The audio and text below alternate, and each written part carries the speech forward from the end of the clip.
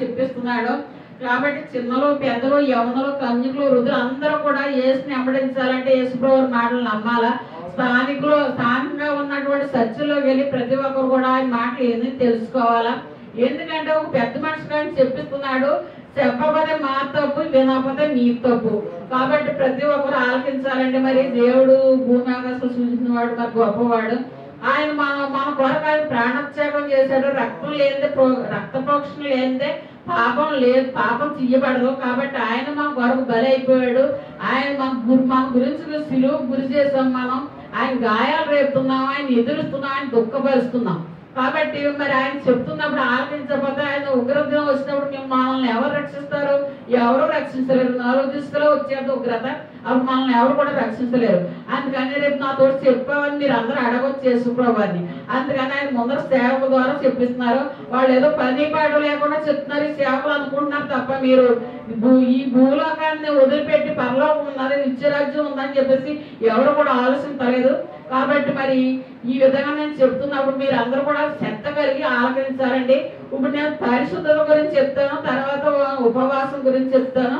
ముందర మరి బైబిల్ తీయండి. సమూయేలు 1 సమూయేలు 2:30 అధ్యాయం చదవండి.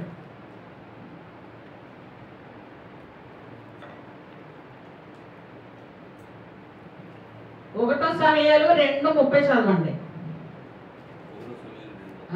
2:30.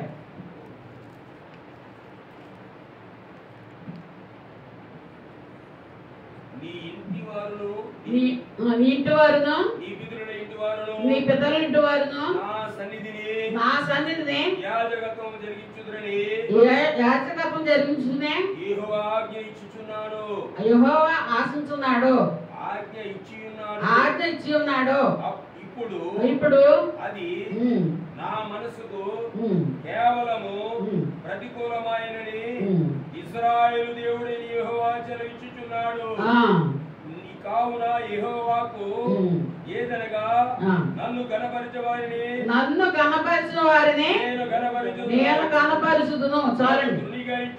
నన్ను తృణీకరించిన వారిని నేను తృణీకరించింది. ఇక్కడ ఏమంటాడంటే యేసుప్రభువారు నన్ను గణపరిచిన వారిని కనపరుస్తాను అంటున్నాడు. ఇప్పుడు మనం తృణీకరిందా కనపడతామని దేవుడిని గణపరచాలి, తృణీకరించకూడదు.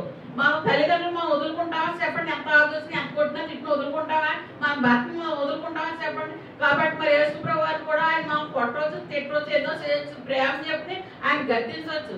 కానీ మనం ఆయన వదలకూడదు. ఎన్ని కష్టాలు వచ్చినా ఆయన ఆ సూర్య పట్టుకుని ఉంటే భర్త అయినా మనల్ని రక్షిస్తాడు కదా. భర్త కొట్టినా తిట్టినా తీసుకుని వేరుకుంటాడు కదా మనల్ని. అలాగే ప్రభు వారు కూడా మనం కొట్టినా తిట్టినా ఆయన సూర్య పట్టుకుని ఉండాలి, ఆయన నెంబడిస్తూ ఉండాలి, ఆయన గర్భస్తూ ఉండాలి, ఆయన మనం తృణీకరించకూడదు. తర్వాత చదవండి. మనల్ని ఎందుకు పిలుస్తున్నాడు యేసుప్రభు? చదవండి. మనల్ని ఎందుకు పిలుస్తున్నాడు? తెస్సలోనికైలు 4:7 చదవండి. 4:7.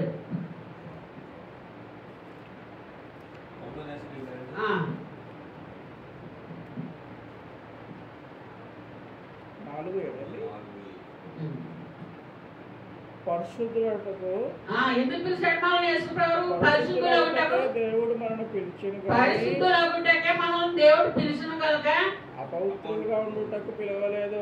మనల్ని ఎందుకు పిలుస్తున్నాడంటే యేసుప్రభు పరిశుద్ధులుగా ఉండడానికి, పరిశుద్ధులుగా ఉండటానికి. మరి పరిశుద్ధత అంటే ఏంటి? సబ్బుతో స్నానం చేయడం పరిశుభ్రం అంటేనే. హృదయాన్ని పరిశుద్ధపరచుకోమంటాడు యేసుప్రభు. కాబట్టి ఇక్కడ పరిశుద్ధులుగా ఉండటానికి మనం పిలుస్తున్నారు కానీ అపవిత్రులుగా ఉండడానికి మనం పిలవడం లేదు. అదే అధ్యాయం మళ్ళీ 5వ అధ్యాయం 9 చదవండి. ఎందుకనగా మన ప్రభు అయిన యేసుక్రీస్తు వారు రక్షణ పొందుటకే దేవుడు మనల్ని నియమించెను గాని ఉగ్రతకు పాపులగుటకు నియమింపలేదు. ఏంటి మనల్ని ఎందుకు పిలిచాడు? పరిశుద్ధులు అవుటకే పిలుస్తున్నాడు కానీ యేసుప్రభు వారు ఉగ్రత గురవడానికి మనల్ని పిలుస్తలేదు. ఆయన ఉగ్రత వచ్చిందంటే మనం ఎందుకు గొప్పడం పని చేయం. అంత దేవుడు మనం భయభక్తులు కలిగి జీవించాలి. కాబట్టి ఇంకా ఏం చెప్తాడు ఇక్కడ యేసుప్రభు? 1 పేతురు తీయండి. 1 పేతురు 1:16 చదవండి.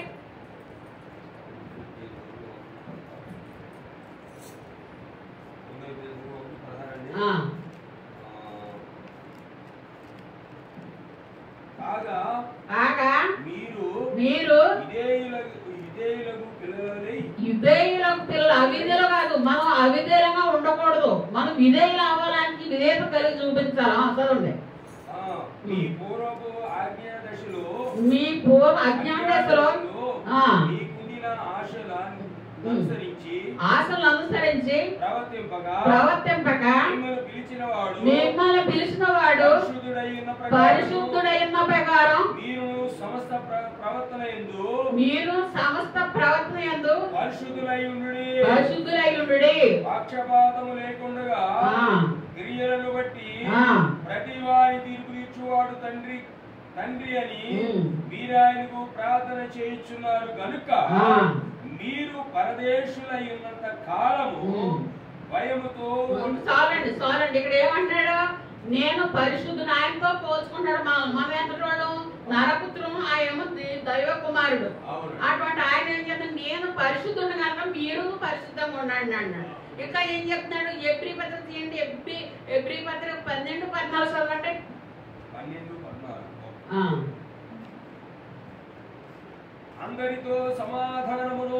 అందరితో సమాధానమును పరిశుద్ధతయు కలిగి ఉండుటకు ప్రయత్నించుడి. పరిశుద్ధత లేకుండా ఎవడును ప్రభువుని చూడడు, దేవుణ్ణి చూడడు. ఎవడు కూడా పరిశుద్ధత లేకుండా దేవుని చూడనేరడు. ఇప్పుడు మనం పవిత్రంగా ఉండవాలి. ఏం చూస్తాము? దేవుని చూస్తాం, లేదా మనం చూడం. మనం ప్రతి ఒక్కరు ఇప్పుడు మనం ఎందుకు వచ్చాము? పరిశుద్ధత కలిగి ఉండడానికి. పరిశుద్ధంగా ఉన్నప్పుడు మనం హృదయం పరిశుద్ధంగా ఉన్నప్పుడు యేసు ప్రభువు మన దగ్గరికి వచ్చి మనతో మాట్లాడతాడు, స్వరింపిస్తాడు. కాబట్టి ఇది లేనప్పుడు మనం ఎందుకు పనిచేయం? ఆదివారం వచ్చాక మేము తెల్లవారు ప్రార్థన చేసేస్తాం అన్నారు కదా కూర్చున్నా. ఇక్కడ పరిశుద్ధత కలిగి ఉండాలి. పరిశుద్ధత కలిగి ఉన్నప్పుడు దేవుడిని ఎలా చూస్తారంటే దేవుడు స్వయంగా మనకు దర్శనంతో మాట్లాడతాడు. మీరు బాప్తిజం పొందిన తర్వాత ఏం చేస్తారు? పరిశుద్ధాత్మ అనే వరం మీకు వస్తుందని చెప్తున్నాడు. పరిశుద్ధాత్మ పొందలేదే మీరు పరలోకం వెళ్ళారు, నిత్యరాజ్యానికి వాసు కాలేరు. అక్కడ పరిశుద్ధాత్మ పొందాలి ప్రతి ఒక్కరు కూడా. ఏమంటాడు? అంత్యదినమున ఆత్మ అందరిపైన కుమ్మరిస్తానని వాగ్దానం చేస్తున్నాడు. దేవుడు నమ్మదగిన వాడు. ఇక్కడ దేవుని చూడాలంటే పరిశుద్ధాత్మ పొందాలి. పరిశుద్ధాత్మ పొందాలంటే చూడండి, రోమపత్రిక 8:8 చదవండి. పరిశుద్ధాత్మ గురించి చెప్తాడు. 8 రోమా 8:8 అండి. అదంతా మీరు ఇంటికాడ చదువుకుందరు కానీ ఉన్నదంతా 8 కానీ చదువుకుందరు కానీ ఇక్కడ 8 రోమా 8:8 చదవండి. కాగా శరీర స్వభావము గలవారు దేవునిని శరీర సంబంధులు ఏం చేయలేరు? దేవుడిని దుఃఖపరుస్తారు. అక్కడ సంతోషపరచలేరు యేసు ప్రభువాన్ని.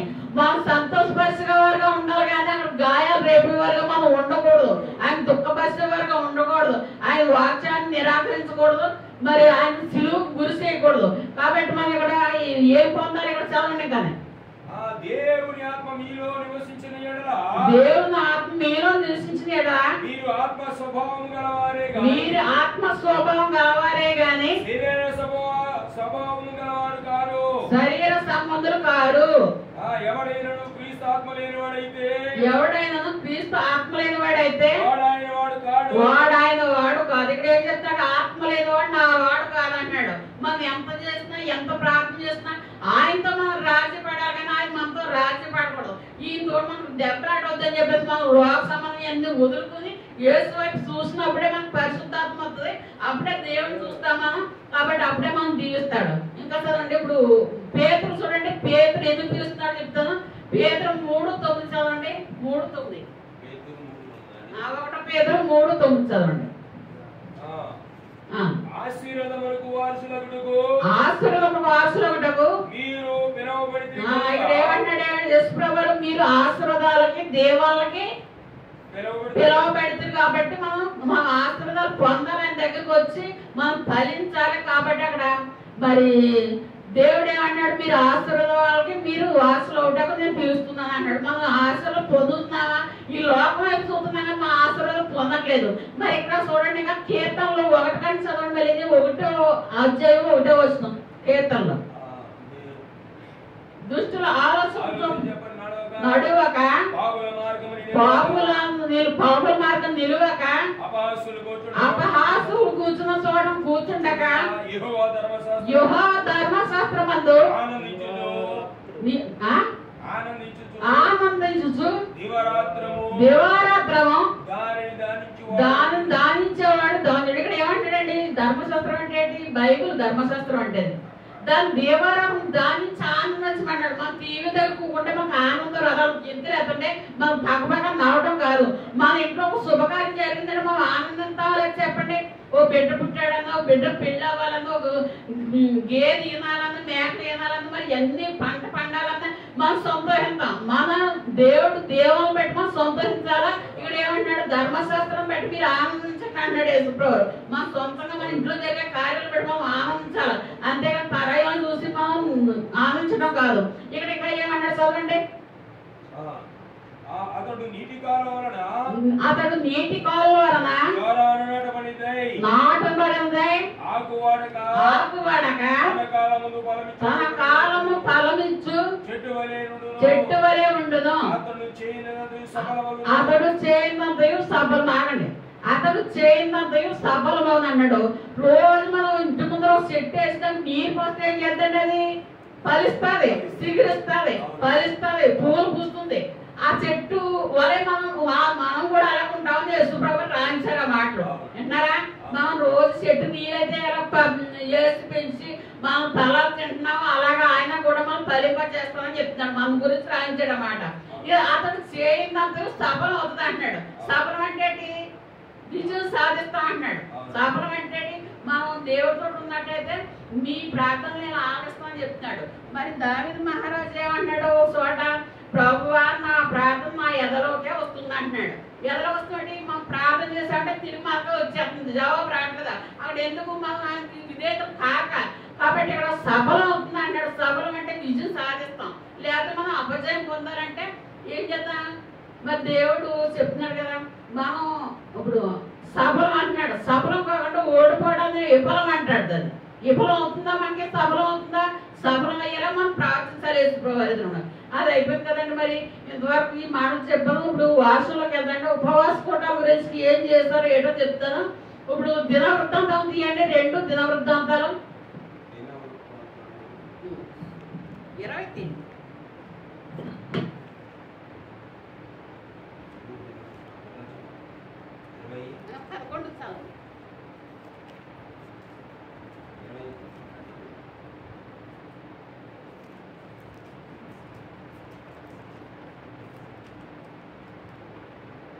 మేము స్వతంత్రించుకునవలెనని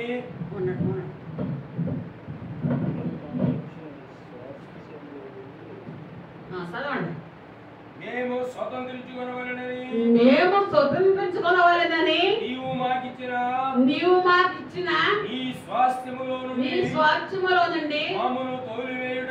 మమ్మను తోలివేయుటకై వారు బయలుదేరి వచ్చి మాగిట్టి ప్రత్యుత ప్రకారము వారు తోలివేయుటకై పచ్చు ప్రకారం చేయుచున్నారో దృష్టించుము. మా దేవా నీవు వారికి తీర్పు తీర్చవాగండి అని చెప్తున్నాడు. ఏమంటున్నాడు? స్వాస్థ్యం అంటే ఏంటండి? యేసుప్రభువు మనకు ఆస్తి ఇచ్చాడు. విన్నారా? ఆస్తిని స్వాస్థ్యం అంటే ఆస్తి. ఆ ఆస్తిని ఆమోదీయులు మోయాబీలు ఏం చేస్తున్నారంటే ఆ ఆస్తులను మనం తోలేసి ఆ ఆస్తిని స్వాధీనం చేసుకోవాలని చూస్తున్నారు. మరి అప్పుడు ఏమంటున్నారు? నువ్వే చూడు ప్రభా, నువ్వే తీర్పించు ప్రభా అని చెప్పేసి అడుగుతున్నారు. ఎవరు? ఇశ్రాయేలు ప్రజలు. ఇశ్రాయేలు ప్రజలు అంటే ఎవరు? మన క్రైస్తవులు వాళ్ళు. కాబట్టి ఇక్కడ ఏం చెప్తున్నాడు? తర్వాత చదవండి, 20 కాడి నుంచి చదవండి, 20 అధ్యాయం కాడి నుంచి చదవండి.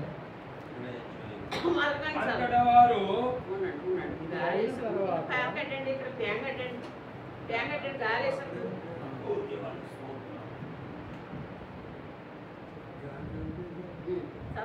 అధ్యాయం 20 అధ్యాయం కాడి చదవండి.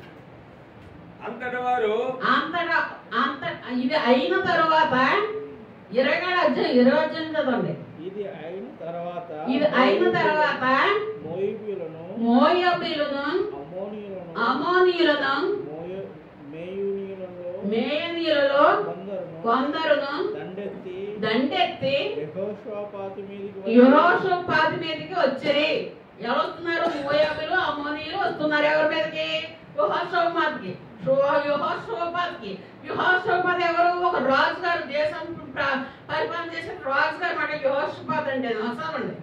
అంతలో కొందరు వచ్చి సముద్రము అవల నుండు సిరియనుల తట్టు నుండి గొప్ప సైన్యం ఒకటి నీ మీదకి వచ్చుచున్నది చిత్తగించుము.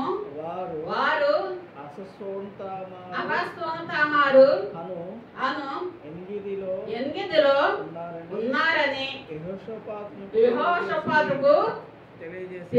ఇక్కడ ఏమంటున్నాడు యెహోషాపాతుకి ఏమని చెప్పారు? జనాలు వచ్చి ప్రదేశాల నుంచి వచ్చుతున్నారు నీ మీద యుద్ధానికి, కాబట్టి మరి నువ్వు సిద్ధగించి ఆలకించు మా మాటలు చెప్పేసి అది చెప్పారు. అప్పుడు యెహోషాపాతు ఏం చేస్తారు చూడండి. అందుకు యెహోషాపాతు భయపడి యెహోవా యొద్ద విచారించుటకు మనసు నిలుపుకొని యూదా అంతటా ఉపవాస దినము ఆచరింపవాలని చాటింపగా యూదా వారు యెహోవా వలన సహాయమును వేడుకొనుటకై కూడుకుని. ఇక్కడ ఏం చేస్తున్నాడు యెహోషాపాతు? ఏమంటున్నాడు? భయపడి ఏం చేస్తున్నాడు యెహోషాపాతు? దేవుడి దగ్గరకు వచ్చి ఏం చేస్తున్నాడు? విచారణ చేస్తున్నాడు. విచారణ అంటే ఏంటి? ఆలోచన చేస్తున్నాడు. యేసుప్రభు దగ్గర మనం అయితే పొలిటిషియన్ కాంగ్రెస్ లో పోయి విచారణ చేస్తాం మనం, కానీ యేసుప్రభు దగ్గర మనం విచారణ చేయం. ప్రతిదీ కూడా పొద్దున్న లేచిన తర్వాత అన్ని కూడా ఆయనకు అప్పు చెప్తా ఉండాలి. మనం చేసిన పనులన్నీ కూడా అప్పు చెప్తా ఉండాలి. ఇక్కడ మరి ఎవరి దగ్గర ఆలోచిస్తున్నాడు? ఈ రాజుగారు, ఈ పరిపాలన చేసే రాజుగారు ఏం చేస్తున్నారు? యెహోవా దగ్గర విచారణ చేయడానికి కూడుకున్నాడు. మరి యూదా అంతటి వారు ఏం చేస్తారు? అక్కడ ఉపవాస దినాలు ప్రకటించారు. చదవండి. ఇక్కడ యూదా వారు యెహోవా వలన సహాయం వేడుకొనుటకై కూడుకొనిరి. యెహోవా యొద్ద విచారించుటకు యూదా పట్టణం అన్నిటిలోని జనులు వచ్చిరి. యూదా పట్టణం నుంచి ఎవరో ఇశ్రాయేలు ప్రజలు, యూదా ప్రజలు వీళ్ళందరూ క్రైస్తవులు, దేవుని నమ్ముకున్నవాళ్ళు వీళ్ళందరూ వచ్చారు. చదవండి. యెహోషాపాతు యెహోవా మందిరంలో కొత్త శాల ఎదుట సమాజంలో కూడిన యూదా యెరూషలేము జనుల మధ్యన నిలవబడి మా పితరుల ఇక్కడ ఏం చెప్తున్నాడు యేసుప్రభు వారు? నిలబడి యెరూషలేములోని యూదా ప్రాంతం అంతా నిలబడి ఏం చేస్తున్నాడు? చదవండి. ఏమని ప్రార్థన చేస్తున్నాడు? చదవండి. ఏమని ప్రార్థన చేస్తున్నాడు? మా పితరుల దేవా యెహోవా, నువ్వు ఆకాశమందు దేవుడై ఉన్నావు. అన్యజనుల రాజ్యములను ఏలువాడు నీవు. ఇక్కడ ఇశ్రాయేలు ప్రజలకే కాదు, అన్యజనులు కూడా ఆయన రాజే దేవుడే. కాబట్టి ఇక్కడ ఏమంటారు? అన్యజనులు కూడా దేవుడై ఉన్నావు. నీవు బహుబలం గలవాడు పరాక్రమం గలవాడు నిన్నెదిరించుటకు ఎవడికి శక్తి చాలదు. ఇక్కడ ఏమని ప్రార్థన చేస్తున్నాడంటే నాకు అది అర్థం ఉంటుంది కదా బాగా మీకు. చదవండి. నీ జనులైన ఇశ్రాయేలుల ఎదుట నుండి ఈ దేశ కాపురస్తులను తోలివేసి నీ స్నేహితుడైన అబ్రాము యొక్క సంతతికి దీనిని శాశ్వతంగా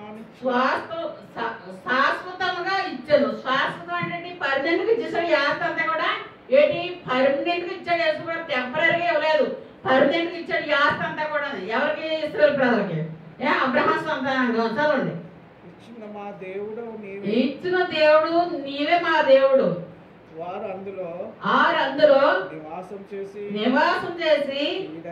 కీడైనను యుద్ధమైనను తీర్పునైనను తెగులునైనను కరువునైనను మా మీదకు వచ్చినప్పుడు మేము మీ మందిరం ఎదుటను నీ ఎదుటను నిలవబడి మా శ్రమలో నీకు మొరపెట్టిన ఎడల నీవు ఆలకించి మమ్మును రక్షించుకో అనుకొని ఇచ్చట నీ నామం కొరకు, ఇచ్చట నీ నామ ఘనత కొరకు, నీ నామ ఘనత కొరకు ఈ పరిశుద్ధ స్థలమును కట్టించిరి. ఈ పరిశుద్ధ స్థలం కట్టించారు. ఎవరి నామం ఘనత కొరకు? యేసు ప్రభువు నామం ఘనత కొరకు అక్కడ మందిరం కట్టించారు. ఇప్పుడు ఇక్కడ ఈ మందిరం కట్టించారు కదా, అలాగే అక్కడ కూడా కట్టించారంట. ఎవరు? ఇశ్రాయేలు ప్రజలు. చదవండి. నీ పేరు ఈ మందిరమునకు పెట్టబడెను. ఇశ్రాయేలీయులు కదా, పెట్టబడింది కదా. ఇశ్రాయేలు ఐగుప్తులో నుండి వచ్చినప్పుడు నీవు వారిని అమోనీయులతోను మోయాబీయులతోను సెయ్యూరు మాన్యవాసులతోను యుద్ధం చేయనీయలేదు. ఏంటి ఇక్కడ ఏం చేస్తున్నాడు యేసు ప్రభు? యుద్ధం చేయనిస్తున్నాడు అక్కడ. మరి ఏం చేయనిస్తున్నాడు? చదువుతాం. గనుక ఇశ్రాయేలు వారిని నిర్మూలం చేయక వారి యొద్ద నుండి తొలగిపోయి వెళ్ళిపోయారు. అందరూ స్వాధీనం పరుచుకున్నారు అనుకున్నారు, కానీ స్వాధీనం పరచుకున్నది వెళ్ళిపోయారు. అక్కడ ఇంకా ఏం జరుగుతుందో చూడండి. మేము స్వతంత్రించుకోవాలని నీవు మాకిచ్చిన స్వాస్థ్యములో నుండి మమ్ములను తోలివేయుటకై వారు బయలుదేరి వచ్చి మాకెట్టు ప్రత్యుపకారం చేస్తున్నారు. దృష్టిని చూడండి ప్రభు అని అడుగుతుంది, చెప్తున్నారు. చూడండి ప్రభు వాళ్ళు ఏం చేస్తున్నారు, మరి మీరే కనుదృష్టితో చూడండి అని చెప్పేసి అంటున్నారు. అప్పుడేమంటున్నాడు యేసు ప్రభు? మా దేవా నీవు వారికి తీర్పు తీర్చవా?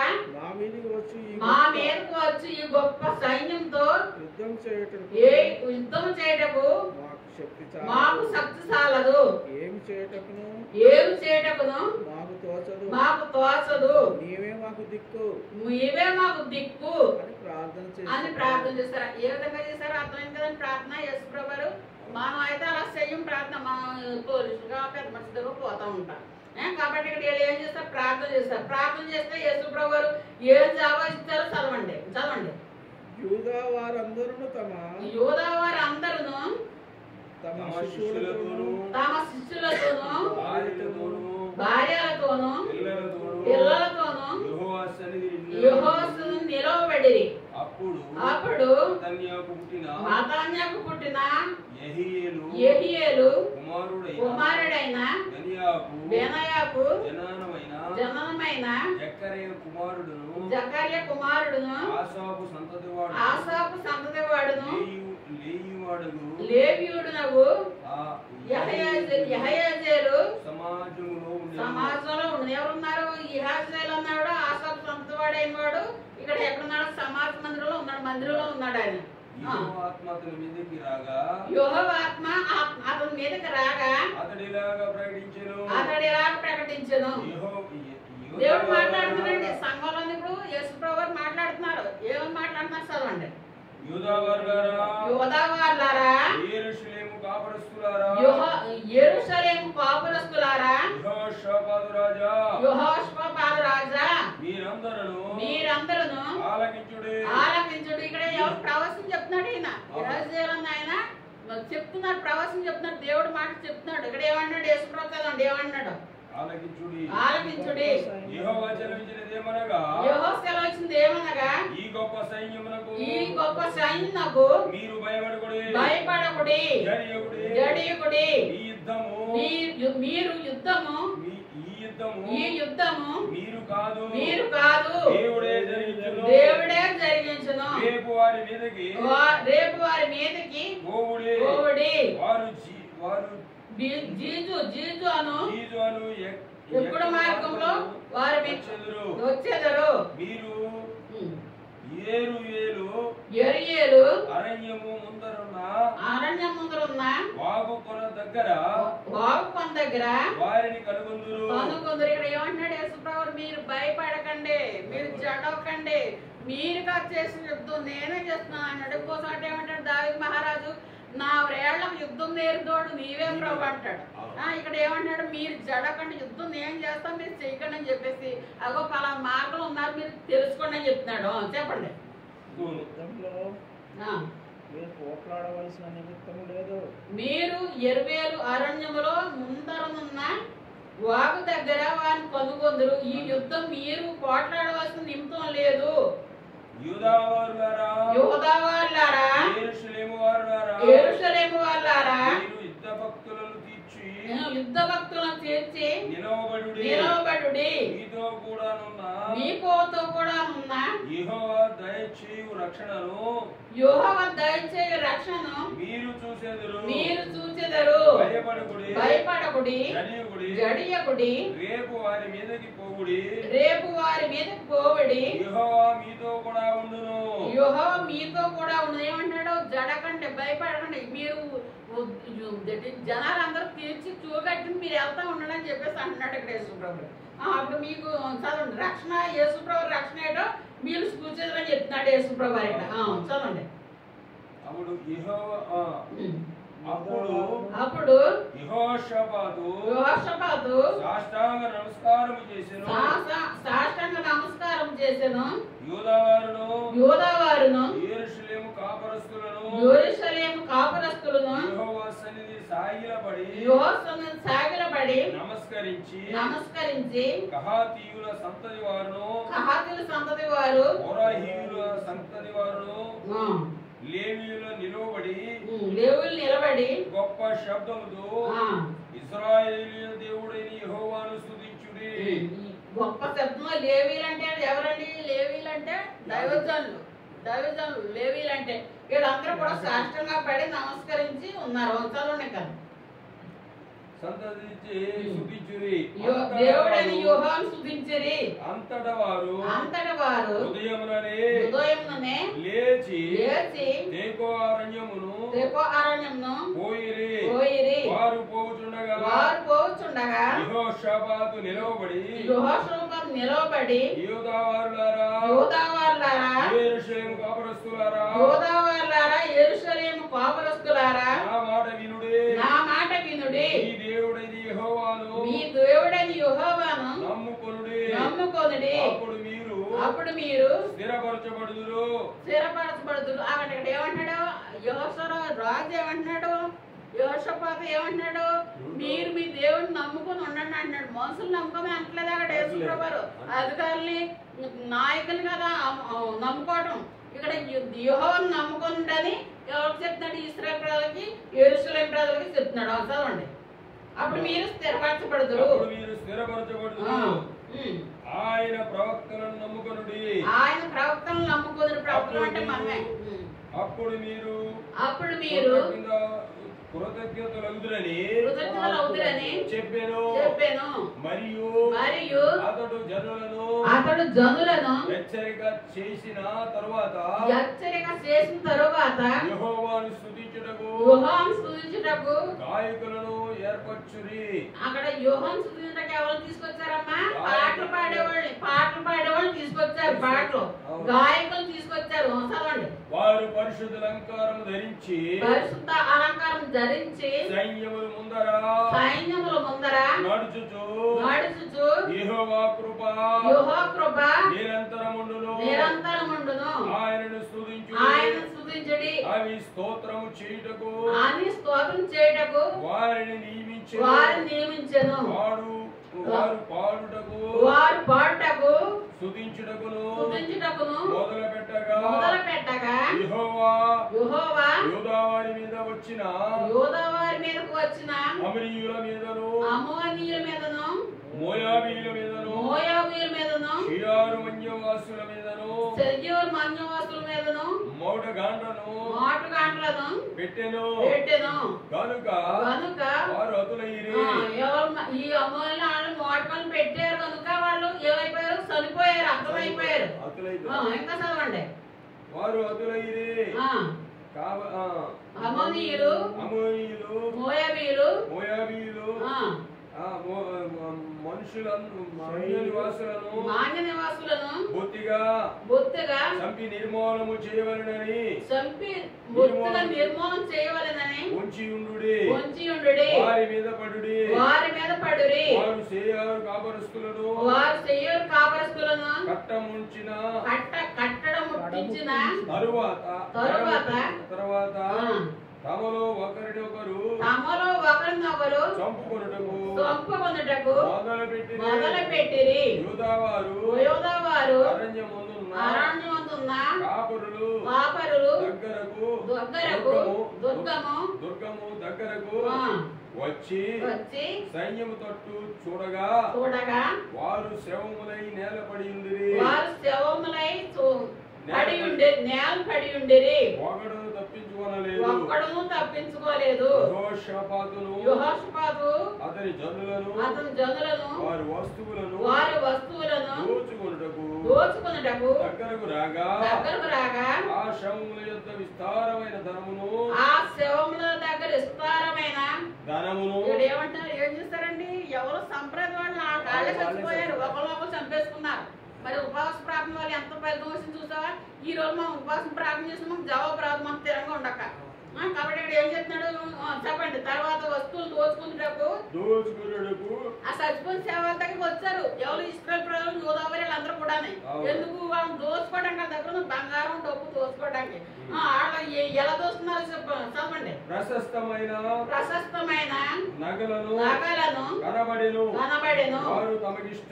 వారు తమకిష్టమైనంత మట్టుకు తీసుకొని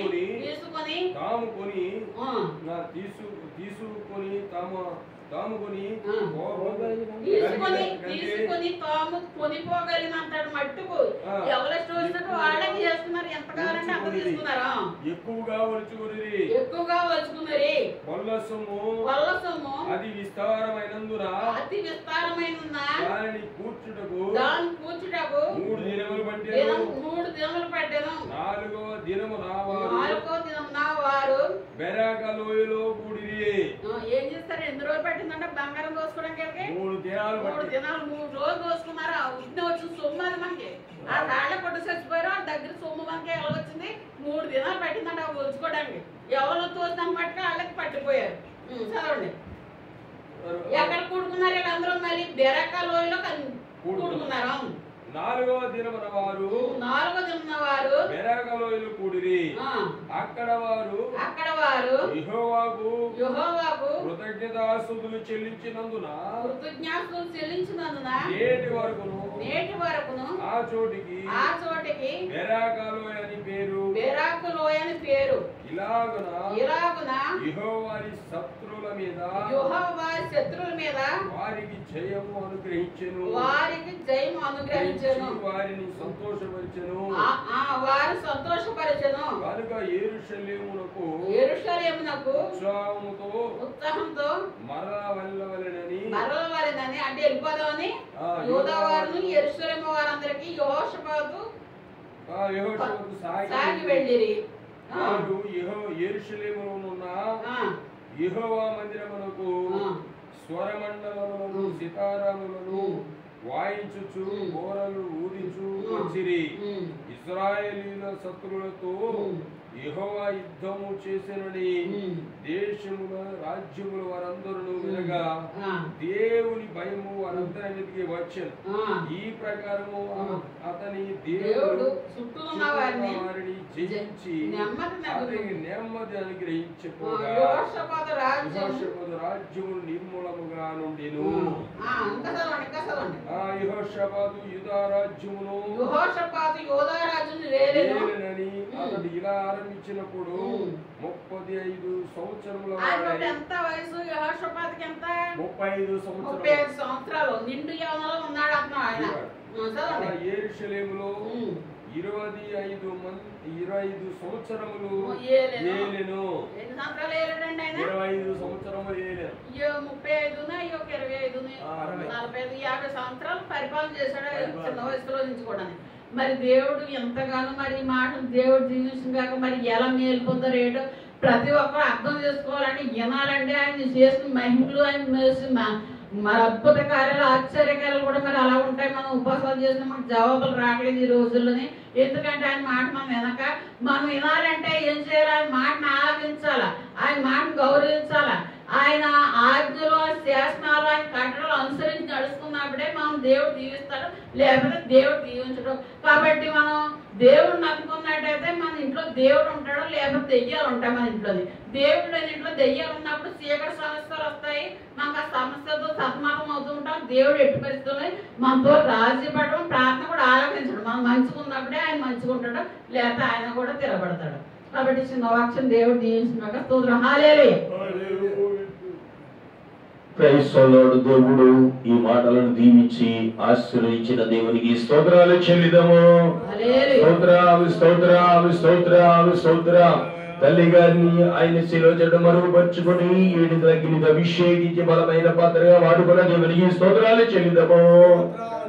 స్తోత్రం స్తోత్రం స్తోత్రం. ఈ దినమున ఉపవాసం చేస్తే మనము ఏ విధముగా ఉంటాము, ఏ విధముగా దేవుని పిల్లలకు ఏ విధముగా దేవుని పిల్లలగుతాము, ఆ యొక్క అన్యజనుల నుండి దేవుని యొక్క ఉగ్రత నుండి ఎలా తప్పించుకోగలుగుతాము, దేవుడు తన కుమార్తె ద్వారా మనతో మాట్లాడి ఉన్నారు. అలాగే ఉపవాసం ఉండగా దేవుడు శత్రువుల మీద విజయం ఎలాగిస్తున్నారు. ఆ యొక్క తల్లి గారి ద్వారా మాట్లాడినటువంటి మాటలు మన వినికిడిలో దూరాన సమీపంలో ప్రజల హృదయాలలో దేవుడి మాటలు మండించలాగల దేని స్తోత్రాలు చెల్లిదము.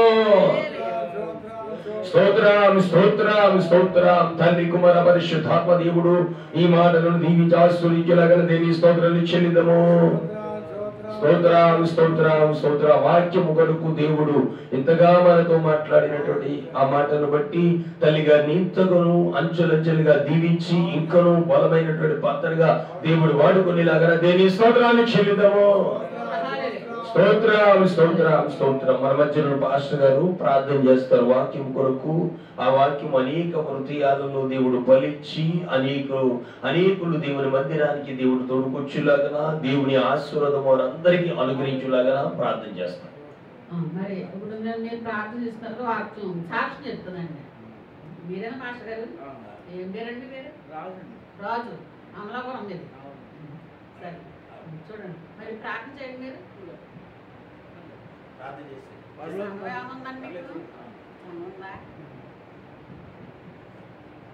ప్రార్థన. పరలోకమందు ప్రభువా, శక్తివంతుడా, మా గొప్ప దేవా, నీకే వందనాలు స్తుతులు స్తోత్రాలు నాయన. ఈ బిడ్డ నిలబెట్టుకుని తండ్రి అభిషేకించి నాయన మాతో మాట్లాడారు ప్రభువా. మీరు మాట్లాడిన ప్రతి మాట నాయన మా హృదయంలో ముద్రించబడి నాయన మేము నెమరవేయుటకు నాయన కృప దయచేయండి. ప్రతి మాట నాయన మేము వాక్యానుసారమైన జీవితాన్ని కట్టే కృప దయచేయండి. ఉపవాసం ఉంటే మాకు ఎంత మేలో నాయన మీరు మాట్లాడారు ప్రభువా. మీరే మా పక్షంలో యుద్ధం చేస్తారని సెలవిచ్చారు నాయన.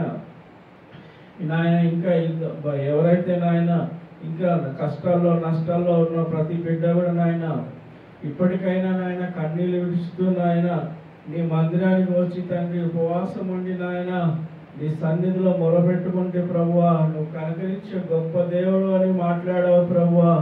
అట్టి కృప బిడ్డలందరికీ దయచేయండి. మా రాజు రక్షకుడు యేసయ్య నామములో అడిగి వేడుకుంటున్నాం తండ్రి. ఆమేన్. స్తోత్రం. హల్లెలూయా. మరి నేను పనికి వచ్చిన పాస్టమ్ కాదండి. నేను నా భర్త నాస్తికుడు, నా తండ్రి కూడా నాస్తికుడే. నేను వంశపారపర్యంగా రాలేదు.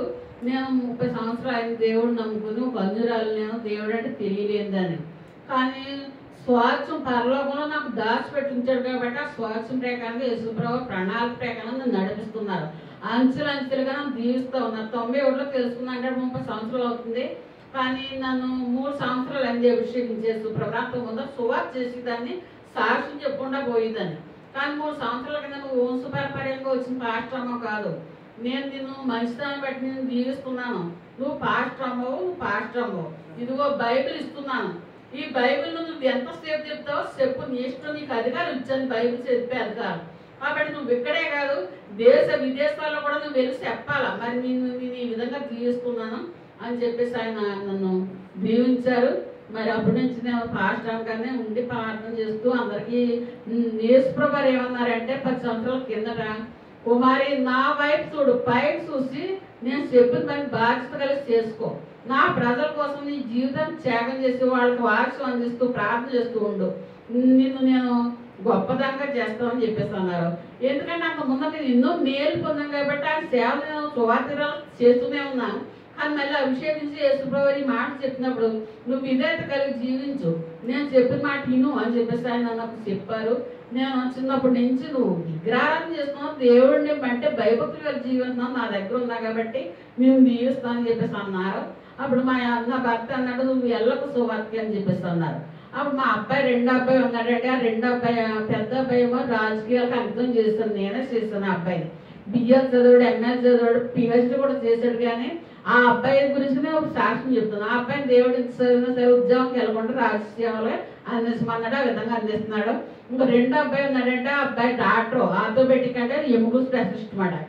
అది ఆ అబ్బాయి తర్వాత ఇంక మూడో అబ్బాయి ఎండి చదవలేక ఆత్మహత్య చేసుకున్నాడు. ఇలా ముగ్గురు అబ్బాయిలండి నాకు. మరి ఇలాగ మా అబ్బాయి నా భర్త వెళ్ళొద్దు అన్నప్పుడు నేను ఏం చేసినాను, 3 రోజులు కోమించి అన్నం తింటాం మానేసాను. ఏడు మాకు ఇంత మేలు చేస్తున్నాడు కదా, అటువంటి దేవుడు మనం వదలకూడదని చెప్పింటే నా భర్త ఒప్పుకోలేదు. అప్పుడు కొడుకులు పిలిస్తే పెద్ద కొడుకు వచ్చి నువ్వు చెప్తే నేను చెప్తే నువ్వు వినమని చెప్పేసి వెళ్ళిపోయాడండి. ఈ రెండో అబ్బాయి నేను అన్నం తినలేదని చెప్పేసి వస్తా 2 దోస్తులు పట్టుకుని వచ్చి ఏంటమ్మా నీ సమస్యని అడిగాడు. ఏంటమ్మా సమస్య అని చెప్పేసి అంటే మరి ఇలాగ సువార్త పిలుస్తున్నాడు యేసుప్రభు అని మనం చేస్తాం బాబు అంటే నేను ఉన్నానమ్మా, నీకు బలపడుతుంది, నీకు సపోర్ట్గా నిలబడుతుందని చెప్పేసి అన్నాడు. స్తోత్రం హల్లెలూయా.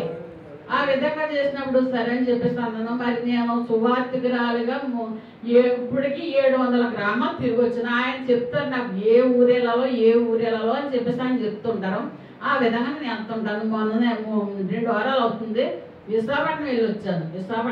విశాఖపట్నం పశ్చిమ గోదావరి జిల్లా, తూర్పు గోదావరి జిల్లా మొత్తం ఇవన్నీ తిరిగి నేను 700 గ్రామాలు చేశాను. ఇప్పటికి మరి వెళ్ళిన ఆయన పిలిచినప్పుడు ఇంకా అడ్వాన్స్లో పోవాలని జిల్లాలు చెప్పాడు, రాష్ట్రాలు కూడా చెప్పాడు, దేశాలు కూడా చెప్పాడు. అవన్నీ నోట్స్లో రాసుకుని ఉంచుకుంటానండి. ఆయన వెళ్ళమన్నప్పుడు వెళ్తూ ఉంటాను. ఆ విధంగా నన్ను దేవుడు దీవించాడు. మరి నేను కొందరాలండి దేవుడు అంటే తెలియదని.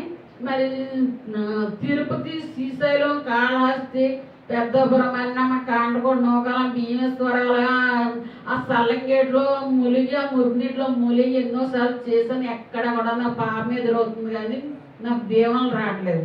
ఇంట్లో సమస్యలు, పోలీసులో సమస్యలు, కోర్టులో సమస్యలు, భూ సమస్యలు, ఇలా సతమతం అవుతున్న సమయంలోనే మా అబ్బాయికి అప్పుడు 8 సంవత్సరాలు 15 సంవత్సరాలు ఇంటర్మీడియట్ చదువుతున్నాడు. నిమ్స్ తీసుకెళ్ళాం రోగం వస్తేనే, కేజీహెచ్ హైదరాబాద్ విశాఖపట్నం తీసుకెళ్ళాం, కాకినాడ హాస్పిటల్ ఎవరికి కూడా ఏ రోగం తెలియడం లేదు. తెలియకపోతే ఊహించి మందులు వేస్తున్నారు. కానీ రోజు రోజుకి అబ్బాయికి ఏటి కడుపులో నొప్పి, భయంకరమైన కడుపు నొప్పి వస్తుంది, బేర్ని ఆరుస్తూ ఉండేవాడు. మరి లివర్ సింద అయిపోయింది. లివర్ తెలుసు కదా మీకు, కోడి కాజు అంటారు కదా, ఆ లివర్ సింద అయిపోయింది అన్నారు, పెద్ద అయిపోయింది అన్నారు. అయిపోయిన తర్వాత మళ్ళీ రక్తవాదులు వస్తుండే, పొట్ట పెరిగిపోయి చెడు రక్తం ఊతా ఉండేది. చెడు రక్తం ఊతున్నప్పుడు సూదులు గుచ్చి ఒక్కో సుక్క తీర్తే 25 సెలాన్స్ చేసినా తీశారు మొత్తం. ఈ రక్తవాదులు అవుతుండే. మరి ఇలాగ ఉండేటప్పుడు మరి నాకు కోపం వచ్చింది. దేవుడు ఇన్ని అత్త తీర్థయాత్రకు వెళ్ళి వచ్చాను, ఏ దేవుడు కనపడతారు, భూ సమస్యలు, కుటుంబ సమస్యలు, ఈ అబ్బాయితో సమస్య ఇవన్నీ చూసినప్పటికి దేవుడు లేడు నిజంగా అని చెప్పేసి ఫోటోలన్నీ గదిలో పెట్టి ప్రార్థన చేసుకుంటుండేదాన్ని. ఈ ఫోటోలన్నీ తొలగించేసి కాళ్ళు కల్పించేస్తాను. కాళ్ళు కల్పించేసిన తర్వాత నిజంగా దేవుడు ఉంటే వస్తాడో లేకపోతే లేదు అని చెప్పేసి అలా కూర్చుని మా అబ్బాయిని ఆత్మహత్య చేసుకుంటాడేమో అని చెప్పేసి అలా కూర్చునే ఉండేదాన్ని. 4 రోజుల నుంచి నాకు ఆహారం లేదు, నిద్ర లేదు. అలా ఉండేటప్పటికి దేవుడిని ఇస్తున్నాను. ఇక్కడ ఏమంటాడు ఒక స్వర్గం యేసుప్రభు గారు, అడిగితే ఇస్తాను, తడితే తీస్తాను, వెతికితే దొరుకుతాను అంటున్నాడు. ఆ విధంగా యేసుప్రభుని నేను కనిపెట్టి దేవుడిని ఎదుగుతుంటే దేవుడు దొరికాడు నాకు. ఎలా దొరికాడు? ఉచితంగా దొరికాడు. అలా డబ్బులు ఇసుకుని పోతున్నాను దేవుడిని, డబ్బులు ఇసుకుని కొనుక్కోలేదు మనం దేవుడిని, ఉచితంగానే దొరికాడు ఆయన. దొరికినప్పుడు ఉదయం 10 గంటల సమయంలో ఒక విశ్వాసం వచ్చింది మా ఇంటికి. తెలిసిన ఆవిడే, ఇంట్లో పనిచేసేవాడే. అమ్మ మరి బాబు సంతోదరు అంటున్నారు, దాంట్లో అందరూ చేతులు ఎత్తేస్తారు, ఒకవేళ బతికినప్పటికైనా 5 సంవత్సరాల కంటే ఎక్కువ బతకడం అన్నారు. ఇప్పుడు ఆ మాట అని 8 సంవత్సరాలు 30 సంవత్సరాలు అయింది. అప్పుడు ఇలాగా మరి రాష్ట్రంగా తీసుకొస్తాను, మరి ఏం చేస్తామని అడిగితే మా అబ్బాయి అన్నాడు, అమ్మ రోగాలు మతాలు మారగానే రోగాలు తగ్గుతాయి అన్నారు. అందుకే మనం ఎంతో మంది దేవుడిని చూస్తాం, ఈ దేవుడిని కూడా చూసేద్దాం అని చెప్పేసి అన్నాను. సరే అన్నాడు. పాస్టర్ 10 గంటలకు వచ్చి బైబిల్ పట్టుకుని వచ్చి, పాస్టర్ గారు లేరు, జానకిట్ గారు లేరు, అక్కడ జానకిట్ గారు లేక ఆవిడ వచ్చింది, వాళ్ళిద్దరూ లేదు ప్రస్తుతానికి. ఆ విధంగా వచ్చినప్పుడు ఒడిదిరిగిపోతాను, సోఫాలు పెట్టి ఒడిదిరిగిపోయి బ్యాగ్ వచ్చేస్తున్నాడు. ఆవిడ వచ్చి ప్రార్థన చేస్తాను, సైలెంట్గా కూర్చోగలిగాడు. స్తోత్రం హల్లెలూయా. ఆ విధంగా కూర్చోగలిగినప్పుడు మరి అమ్మ నాకు ప్రార్థన అంటే తెలియదు, దేవుడు అంటే తెలియదు అని చెప్పేసి అంటే 10 రోజులు మీరు వచ్చి సంఘం అందరూ వచ్చి ప్రార్థన చేయండి అని చెప్పేసి అంటేనే సరే అని చెప్పేసి అందావిడ. ఆ తర్వాత మరి నాకు ఒక ఆమెమో రేడియో ఇచ్చింది, వాక్యం ఉందని ఒక ఆవిడ బైబిల్ ఇచ్చింది. భూమి ఆకాశాలు చూసిన వాడు, సముద్ర సంస్థలు చూసిన వాడు నేనని చెప్పేసి ఆరికాండలో రాసింది కదా. ఆ విధంగా బైబిల్ చదువుకున్న తర్వాత ఇవన్నీ నాకు తెలిసే నేను చదువుకుంటున్నాను, మా అబ్బాయి దగ్గర ఉంటేనే నేను అలా చదువుతుండేదాన్ని. మరి సంఘం వచ్చి రోజు ప్రార్థన చేస్తుంది. ప్రార్థన చేసినప్పుడు మొదటి రాత్రి సాయంకాలం 7 గంటలకి పాస్టర్ గారి ద్వారా దేవుడు మాట్లాడతాడు. ఏమని? నా కుమారి భయపడకు, నీ కుమార్ని గొప్పవాడిగా చేయబోతున్నాను అన్నాడు. ఏంటి నా కుమార్ని గొప్పవాడిగా చేస్తున్నా అన్నాడు. ఆత్మీయుతులని గొంతుకి ఎండుకొని ఎప్పుడోడు ఎలా బతుకుతాడని చెప్పేసి సంఘాన్ని అడిగితే ప్రార్థన చేసి అన్నం పెట్టామన్నారు. గొంతు నిధులే అన్నం. ప్రార్థన చేసి అన్నం పెట్టినప్పుడు రోజు ఇంత ముద్ద దొరికింది, తర్వాత 2వ ముద్ద 3వ ముద్ద 6 రోజులకి ఇంత అన్నం తినగలరు. స్తోత్రం హల్లెలూయా. ఇంత అన్నం తినగలిగినప్పటికీ మన అంత ముందర లొంగి ఊడిపోవడం కూడా చూసుకునేవాడు కాదు. అటువంటి శక్తి వచ్చి మరి ఎండునే ఎముకలు జీవం పోసాడు యేసుప్రభువారు. అస్థిపంజరంలాగా అయిపోయిన అతనికి మేము జీవం పోసినప్పుడు మోటార్ కింద ఎక్కడికి జాగ్రత్తగా తీసుకెళ్ళాడు. ఆయన వాసన చెప్పాడు. నేను బైబిల్ అంత చదువుకున్నాను, నాకు ఏం తెలియదు, మరి బాప్తిసాలు ఏం కూడా నాకు తెలియదు. మా అబ్బాయి అన్నాడు, అమ్మ రక్షణ తీసుకొచ్చాను. మేము 4 రోజుల్లో మాకు అనుభవం లేకపోతే సరే దేవుళ్ళని మేము ఇద్దరం రక్షణ తీసుకున్నప్పటికప్పుడు నేను కుటుంబ సమస్యలతోటి, ఆస్తి సమస్యలతోటి నేను సతమతం అవుతున్నాను. మరి ఇప్పుడు ఇది ఇలా ఉంచండి, మళ్ళీ చెప్తాను. మరి ఆ విధంగా ఉన్నప్పటికీ నా భర్తను చంపేద్దామని మా ఆస్తి 32 ఎకరాల 32 ఎకరాలు పట్టుకుపోదామని వాళ్ళు రక్త సముద్రులే, వాళ్ళు చిన్న కొడుకే నా భర్తను గొర్రెబద్దలు కొట్టేశాడు. నా భర్త ఎవరు నాకు మేనమామ. కాబట్టి వీళ్ళు ఇలా చేసినప్పటికీ గొర్రెబద్దలు కొట్టేసినప్పుడు ఏమంటే మీరు ఇంట్లో ఉండండి, కోర్టు సంవత్సరాలు అయ్యి చూసుకుంటుండండి, నేను సేలోకి వెళ్ళి వ్యవసాయం చేస్తాను, పిల్లలు చిన్నవాళ్ళు కానీ నేను ఒక్కదాన్ని మీరు చంపేస్తాడు, నేను ఏం చేయగలని చెప్పేసి అని అన్నీ పొద్దుటే లేదు 4 గంటలు వేసి ఇంటి పని వంట పని అన్నీ చూసుకుని 10 గంటలకు వెళ్ళి ఆ మనుషులు అక్కడ ఉండేదాన్ని.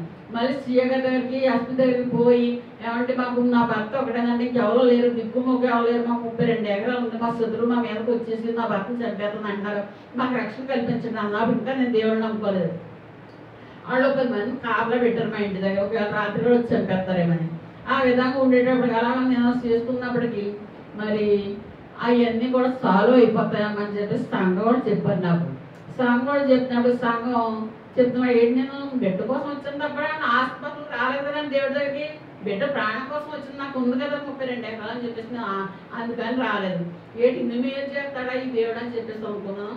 ఆ విధంగా చేసి చెప్పినప్పుడు మరి అతడు ఏం చేశాడు, ఈ చంపేస్తున్నాడు 10 మంది కత్తులు కట్టాలు వేసి తిరుగుతున్నారు కదా, బుర్రబద్దలు కొట్టేస్తాడు. అప్పుడు అతను ఏం చేశాడంటే నేను రేపు వెళ్ళిపోతున్నాను, రాయడప్పారా చంపేసి రేపు వెళ్ళిపోతున్నాను, జయకు రేపు వెళ్ళిపోతున్నాను, శత్రువులు ఊరేగుతున్నారు. ఊరేగే సమయంలోనే అతడు నేను రక్షణ నిన్న తీసుకున్న ఇవ్వాల పొద్దుటి మాట ఆ బంధువులు మా ఇంటికి వచ్చారు. అతను చూడటానికి వచ్చి బంధువులు మా ఇంటికి వచ్చారు. వచ్చి ఏమంటున్నారు, ఫలానా వాడు చనిపోయాడంట కదా, తాకంటే యాక్సిడెంట్ అని చెప్పేసి అంటున్నారు. ఏంటి ఇతడు చనిపోయాడా, నా భర్తను చంపేస్తున్నాడు కదా, కొట్టేస్తున్నాను చంపేస్తున్నాను తిరుగుతున్నాడు కదా, ఇతడు చనిపోయాడా అని చెప్పేసి నేను ఎంతో ఆశ్చర్యపడ్డాను. నా కట్టి హృదయం కరిగిపోద్దా లేదు చెప్పండి దేవుడి పట్ల. ఈ అన్న కోసం వల్లే కరిగిపోయింది నా మనసు. ఏడుపు వచ్చింది కూడా. నేను శత్రువు చనిపోయాడంటే ఆటరాక్షణ చచ్చిపోయాడని మోహంలో చచ్చిపోలేదు, మోహం పచ్చగా అయిపోయింది. ఆ విధంగా నేను ఇందులోకి వెళ్ళాను. నా భర్త నాతో మాట్లాడడం అంత అతను చూడడానికి వెళ్ళాడంట, మళ్ళీ నా భర్త చూడడానికి వెళ్ళాడంట అతను ఆటరాక్షణ అంటారు. ఆ విధంగా దేవుడు మేలు చేశాడు. ఆ 32 ఎకరాలు కూడా సాల్వ్ చేశాడు. కోర్టులో నెగ్గాము చేసాము. ఆ విధంగా కూడా చేశాడు కదా. ఆ తర్వాత నా భర్తని కూడా 7 సంవత్సరాలు రక్షించాడు యేసుప్రభువు గారు. 10 సంవత్సరాలు రక్షించాడు. అంత పుస్తక 5 సంవత్సరాలు వయసు పెద్దదయ్యి చనిపోయాడు తప్ప అంతగానే గారు. నా కుమారుడు జీవం పోసాడు. మరి ఆ జీవం పోసిన కుమారుడు గొప్పవాడు చేస్తున్నాను కదా. మరి మీకు అందరూ తెలిసే ఉంటుంది రాయుడు గంగాధరం మండల ప్రెసిడెంట్ వాళ్ళ ఆవిడ. అలా నా కుమారుని రక్షించాడు, నా భర్తను రక్షించాడు, నా ఆస్తిని రక్షించాడు. అంతే కాబట్టి నేను కృతజ్ఞత కలిగి నేను దేవుడి సేవ చేస్తున్నాను. మరి ఇప్పుడు ఆ అబ్బాయి బతికాడంటే ఆ రోజు చనిపోతే ఒక్కతోటే పోతుంది. కానీ ఈ రోజుని భార్య పెళ్ళి అయ్యింది, వివాహం చేసుకున్నాడు, భార్య వచ్చింది, ఇద్దరు పిల్లలు పెళ్ళికి వచ్చిన పిల్లలు కూడా పుట్టారు. ఆ తాటగది మొన్నసారి వెళ్తేనే మరి ఏం చెప్పాడు, ఏంటి నీకు పెళ్ళి అయ్యిందా, నువ్వు ఇద్దరు పిల్లలు కూడా ఉన్నారని చెప్పి ఆశ్చర్యపడమాట. 5 సంవత్సరాల కంటే బతకడం 5 సంవత్సరాల కంటే ఎక్కువ బతకడు అన్నవాడు 30 సంవత్సరాలు బతుకున్నాడు అబ్బాయి. మరి దేవుడు మరి ఎంత గొప్ప మీద చేశాడో స్తోత్రం స్తోత్రం హల్లెలూయా. మరి ఆ విధంగా దీవించాడండి, మరి ఆ విధంగా డెవలప్ అయింది. కాబట్టి మరి ఈ చిన్నవాక్యం దేవుడు దీవించగాక. మరి నాకు మరి మీకు ఎక్కడికి వస్తుంది డబ్బు, ఎక్కడి నుంచి వస్తుంది ఏంటని మీరు అడగవచ్చున్నాను విన్నారా. ఈ సువాక్యాన్ని మీ డబ్బు ఎక్కడి నుంచి వస్తుందని అడుగుతారు. నాకు నా భర్త చనిపోతూ 3కి 3 ఆటలు వేసి వెళ్ళిపోయాడండి. 3కి 3 ఆటలు ఎలాగేశాడు, ఆ రోజుని శత్రువులు ఎదుర్కొని సేలోకి వెళ్ళి వ్యవసాయం చేసిన గురించి నా భర్త నా మీద నమ్మకం కలిగిస్తే చెప్పిన 12 ఎకరాలు రాశాడు. నాకు 12 ఎకరాలు రాశాడండి. కొడుకు ఎదురుగా 10 ఎకరాలు ఇచ్చాడు. ఇచ్చిన తర్వాత మరి అలా ఉండేటప్పటికి నేను అందులో దశమని తీసి సువార్త చేసుకుంటాను. నా డబ్బులు ఎట్టి నువ్వు ఆటో మీద వెళ్తూ ఉండు, నువ్వు తగ్గించుకొని నేను ఇచ్చింతాను అని చెప్పేసి తగ్గించుకోమని చెప్పి నువ్వు ఆటోలో వెళ్తుండ అన్నాడు. ఆటోల మీద వెళ్తున్నప్పుడు ఆటోకి వచ్చి నాదే, ఆటో డ్రైవర్కి కూడా నాదే ఖర్చు, భోజనం ఖర్చు, టిఫిన్ ఖర్చు కూడా. పొద్దునే బయలుదేరినప్పుడు 7 గంటల నుంచి టిఫిన్ పెడతాను. మళ్ళీ మధ్యాహ్నం కావాల్సింది ఏది మాసమైనా చేప అయినా ఏదో పెట్టి అతన్ని నేను భోజనం పెడతాను ఒక ఆటో డ్రైవర్కి. ఈ ఆటో ఖర్చులు కూడా ఆయన ఇచ్చాడు నాకు. ఆ విధంగా చేసినప్పుడు మరి నా దర్శనంతో చేస్తున్నప్పుడు చూడాల్సిన కాకపోతే షుగర్ తిన్నది లేకపోతే షుగర్లకు పట్టింది. ఆ విధంగా మరి నేను చేస్తున్నాను సేవ, ఎందుకు కృతజ్ఞత కలిగి చేస్తున్నాను దేశం పని. ఈ 3 మేలు చూశాక పెద్ద మేలు చూసినాడు. ఆ విధంగా ఉన్నప్పుడు మరి ఒక రోజు ఏం జరిగిందంటే, అమ్మ మా సేనంతా ఇదే మాదే, ఈ సేనంతా మాదే, ఇక్కడ 2 వంశాలు ఉన్నాయి శత్రువులు, మా పాత శత్రువులు, ఇక్కడ 2 వంశాలు ఉన్నాయి. ఇది ఎండగట్టు కుమారి అని చెప్పాడు యేసుప్రభువారు. ఈ ఎండగట్టమంటే ఎండగడ్డలు ఆడదాడితే సపరేట్ మయంగా ఉంది. సేనంతా మాదే, ఈ 2 వంశాలు కూడా ఉంటాయి. అది విభజించేసి రాళ్ళు పాతేసినాను, ఏరుగా ఎండగడ్డేసాను. ఎండగడ్డేస్తేనే ఏమైందంటే ఓ సంవత్సరం అయిపోయింది. ఏటమ్మా నువ్వు ఈ ఆడికి కొలిసేసి మరీ ఇస్తున్నావు, కొలిసి ఉంచుకోలేకుండా అని చెప్పేసి మా అబ్బాయి కోపడ్డాడు. డాక్టర్ గారు కోపడి నీకు ఎందుకు అలా ఉండు 6 మాసాల దాకా అని చెప్పారు. ఉన్న తర్వాత మరి యేసుప్రభు గారు సంవత్సరం పోయిన తర్వాత ఎండగడ్డేసిన తర్వాత ఈ సేన్ నీది, ఈ 2 వంశాలు నీది, నువ్వు స్వాదం చేసుకో, నీరు పెట్టుకొని చెప్పాను అంటున్నాడు మళ్ళీ యేసుప్రభు గారు. మరి ఇలాగ అంటున్నాడు కాబట్టి యేసుప్రభు గారు అని చెప్పేసి నేను ఏమని చెప్పానంటే, బాబు నెక్స్ట్ రోజు చూడు ఎవరి పేరు ఉందో ఈ ఆశ్రమం అది రాయడబ్బరం నా భర్త పేరు ఉంది. కానీ ఇది నా భర్తకి తెలియదు, మాకు తెలియదు, ఎవరికి తెలియదు. 20 సంవత్సరాల నుంచి 30 సంవత్సరాలు పండించేసుకుంటాడు. పన్ను అయితే మేమే కట్టినా కదా, ఈ పెద్ద విషయం మీద మాకు తెలియలేదు, అది మారన్న సంగతి. ఈ విధంగా దేవుడిని బయలుపరిచాడు. దేవుడు ఏం చెప్తున్నాడు, ఇర్మియా 33:3 చెప్పండి ఏం చెప్తున్నాడు, గూఢమైన సంగతులు తెలియజేస్తాను అంటున్నాడు. వింటున్నారు కదా, ఇర్మియా నువ్వు నిజంగా మొరపెట్టము, నీ గూఢమైన సంగతులు తెలియజేస్తున్నాడు. ఆ విధంగా గూఢమైన సంగతి తెలియజేశాడు నాకు. సరే అని చెప్పేసి నేను వెళ్ళి స్వాదం పరుచుకున్నాను. ఆ కాగితాలు ఉన్నాయని చెప్పేసి అంటే వాళ్ళు ఏదో తెదిక్కలు ఆడారు, తర్వాత కోర్టు కూడా వెళ్ళారు. ఇంకా అది ఏమి సంస్థ వేయలేదు, వాళ్ళు ఆమె తేలాపోతున్నారు, కాగితాలు ఆధారాలు తేలాపోతున్నారు. అలా ఉండేటప్పటికి మరి నేను చేసిన తర్వాత ఈ 2 సంవత్సరాలు స్వాధీనం చేసుకున్న తర్వాత మరి ఏంటి ప్రభాస్ ఈ పంట ఏం చేయను, ఏంటి 2 సంవత్సరాల సమస్య ఏంటని అడిగితే, ఈ డబ్బులు ఎట్టి నువ్వు సువార్త చెయ్యని చెప్పేసి నాకు ఇచ్చాడు. 22:11 ప్రకటన గ్రంథం చూడండి, 22 ప్రకటనలో చదవండి. 22:11 22 అధ్యాయం 11వ వచనం చెప్పండి. 22:11 అన్యాయం చేయవాడు ఇంకను అన్యాయం చేయనిము, అపవిత్రమైన వాడు ఇంకను అపవిత్రంగా ఉండనేమో, నీతిమంతుడు ఇంకను నీతిమంతుడుగా ఉండనేమో, పరిశుద్ధుడు ఇంకను పరిశుద్ధులుగా ఉండనీయుడి. త్వరగా వచ్చుచున్నాను, ఇదిగో త్వరగా వచ్చుచున్నాను, వాని క్రియలు చెప్పున ప్రతి వానికి ఇచ్చుటకు నేను సిద్ధపరిచిన జీతము నా యొద్దనున్నది. ఆగండి, వీడు ఏమంటాడు, జీతం అంటున్నాడు కదా, మీ సంఘానికి అందరికీ జీతం ఇస్తాడా లేదు యేసుప్రభు? అన్యాస్తుడా యేసుప్రభు వారు ఆ సేవ చేయించుకుని వదిలేస్తాడా మనల్ని? మన జీతం దేవాలే ఆశీర్వాదాలే జీతం. ఆ విధంగా మరి దేవుడు నాకు అలా సహాయం చేశాడు కాబట్టి మరి జీతం ఇస్తాను అంటున్నాడు కదా. నా సేవ చేయి నువ్వు, నా సేవ. నేను కొంతమంది ఏడు నువ్వు చేయటం అంటారనుకో, నన్ను పిలుచుకున్నాడండి ఆయన. ఇప్పుడు కాదు విజయాలు కాదు పిలుచుకుంటా. 30 సంవత్సరాలు చేస్తున్నాం కదా, అది అలా కంటిన్యూ అవుతుంది.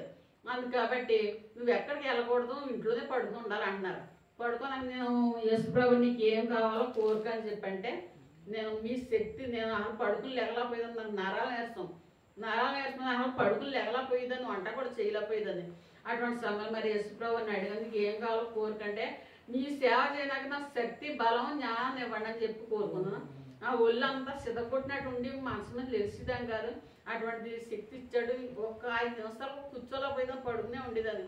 అలాగే మరి ఇప్పుడు నేను ఎంతసేపు అయినా వచ్చి నేను ఎంతసేపు కూర్చోగలిగిందని ఆ శక్తి అంతా ఆయన ఇచ్చాడు కాబట్టి ఆ విధంగా చేశాను. ఆ 2 నిమిషాల సమస్య ఏం చేశాడంటే యేసుప్రభు వారు, మరి నేను చెప్తాను నువ్వు చెయ్యి, నువ్వు నీకు నాకు 50-50 అని చెప్పేసి అన్నాడండి. 50-50 అని చెప్పి అన్నాడు. మరి నాకు కొంచెం ఉంటుంది కదా, మరి మా అబ్బాయిని నాకు కొంచెం సొమ్ము ఇచ్చే బాబు అంటే, ఏమన్నా నా దగ్గర అంత డబ్బు లేదు అన్నాడు. పోన్లే అందులో వచ్చిన పంట ఇచ్చే నాకు సంవత్సరానికి ఎంత అని చెప్పేసి అంటే, సంవత్సరానికి 2 సంవత్సరాలకి 20,000 వస్తుంది. ఆ 2 సంవత్సరాలకు నేను ఇచ్చుకుని 40,000 ఇచ్చుకుని నేను మార్చిలోని పట్టణం నుంచి తాళ నుంచి ఉప్పలంక దాకా నేను సువార్త చేశాను. అంటే దండయాత్ర చేశాను. దానికోసం ఇదంతా కూడా ఆయన సొమ్ము 2 సంవత్సరాల సొమ్ము పెట్టే చేసుకున్నాను. మళ్ళీ రెండోసారి మళ్ళీ ఏం చేస్తారంటే, మళ్ళీ వచ్చే సంవత్సరం కూడా నువ్వు చెయ్యాలి, మళ్ళీ నువ్వు ఊరేగింపు అని చెప్పేసి అన్నాడు. మరి ఆ డబ్బులతోటే మళ్ళీ యేసుప్రభు వారు డబ్బులతోటే మళ్ళీ సువార్త చేస్తాను. అంటే మరి ఆటో ఖర్చులని, పాటలకి, కానుకలని, ఆ భోజనాలని అన్ని కూడా ఆ డబ్బులతో నేను చేస్తున్నా. ఆ విధంగా నాకు దేవుడు జీతం ఇస్తున్నాడు. నేను సువార్తకైనా చేస్తున్నాడు. ఆ విధంగా చేసిన తర్వాత హాలేలే. ఆ విధంగా ఉన్నప్పుడు మరి నేను ఇక్కడ ఏమంటున్నాడు యేసుప్రభు, ప్రయాసపడి భారం మోసిన జనులారా నా యొద్దకు రండి, మీకు విశ్రాంతి ఇస్తాను అన్నాడు. ఇక్కడ ఎలాగిస్తున్నాడు విశ్రాంతి? నేను 4 గంటలు చేసి ఇంటికాడ పని చూసి మరి పొలంలోకి వెళ్ళి పొలం చేయించని చెప్పాను కదా. అలాంటప్పుడు సమయంలో మరి యేసుప్రభు అన్నారు, యేసుప్రభుని నమ్ముకున్న తర్వాత నీవు ఎట్టి పరిస్థితుల్లోనూ వంట చేయనగల కాదు, ఇంకే పని చేయనగలవు, నా పని చేయాలని చెప్పేసి ఆయన చెప్పారు.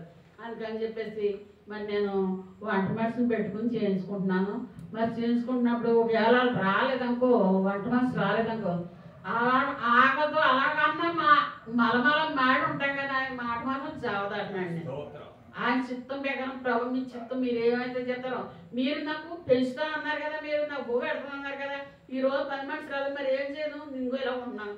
నేను వంటగదిలోకి వెళ్ళి గుడ్డు ఉడకబెట్టుకున్నాను కానీ అంత సోడిజాక కూడా కాసుకొని ప్రభా, నేను రోజు చేసాను. అలా చేసి ఒక ఆమ్లెట్ వేసుకుని వెళ్తాయి. ఓ కూటానికి వెళ్ళాం సాయంకాలం. ఆ సిసి రోడ్డు మీద ఘోరంగా పడిపోయాను నేను.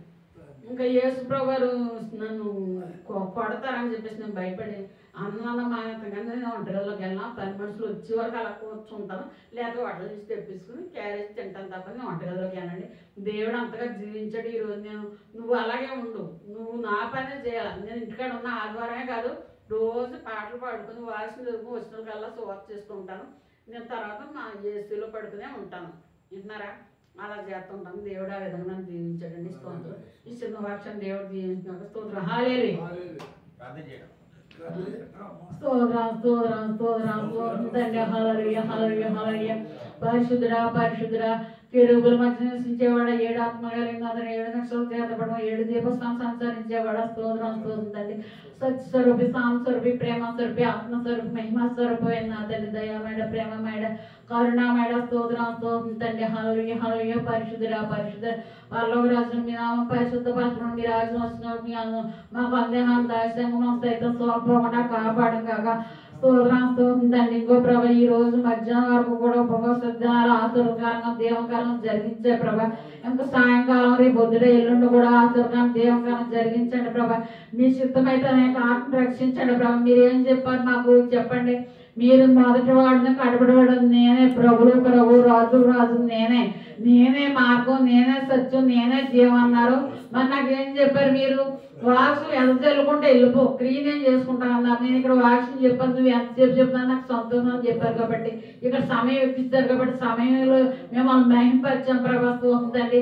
మీ చిత్రం బట్టి ఇక్కడ ఉన్న ప్రజలందరినీ మార్చి, నేను ఎంతవరకు అయితే విన్నారు ఈ మాటలు వాళ్ళందరినీ కూడా మార్చి మరి ఆత్మ రక్షించారు. ఈ ఉపవాసకూటాలు మరి ఎంతమందికి రక్షణ కల్పిస్తారో అది మీ చిత్తం అయ్యి ఉన్న ప్రభావం ఉందండి. దైవజాన్ని కూడా ఎత్తుపట్టి వాడుకోండి. ఈ 3 రోజులు కూడా ఉపవాసాలు ఉన్న వాళ్ళకి మరి ఎటువంటి నీరసం రాకుండా మీ శక్తి, మీ బలం, మీ జ్ఞానాన్ని నడిపించుకోండి ప్రభావ. ఈ మధ్యాహ్నకాల సమయం కూడా ఆలోచించి అంగీకరించిన బలాన్ని దంచండి. మరి మందిరానికి ఇచ్చినటువంటి వార్తాప్రసాద గారిని కూడా ఆరోగ్యం ఉండటం సహకరించండి. మరి ఆయన్ని కూడా ఎత్తుపట్టి వాడుకోండి ప్రభా. మీ చిత్తం బట్టి ఆయన నడిపించండి ప్రభా. బలహీనతలను తీసివేసి నడిపించండి ప్రభా.